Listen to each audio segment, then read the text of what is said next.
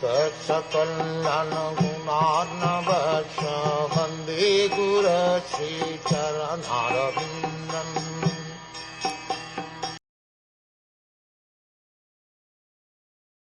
When I thus expressed my heartfelt desires unto the Supreme Personality of Godhead, the lotus-eyed Lord instructed me about his transcendental situation.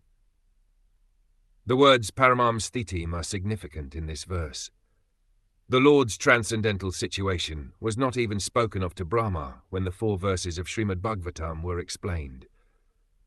This transcendental situation comprises his dealings with devotees engaged in transcendental loving service, as exhibited at Dvaraka and Vrindavan. When the Lord explained his specific transcendental situation, it was meant for Uddhava only, and therefore Uddhav particularly said Mayam unto me, although the great sage Maitreya was also sitting there. Such a transcendental situation is hardly understood by those whose devotion is mixed with speculative knowledge or fruitive activities. The Lord's activities in confidential love are very rarely disclosed to the general devotees who are attracted by devotion mixed with knowledge and mysticism.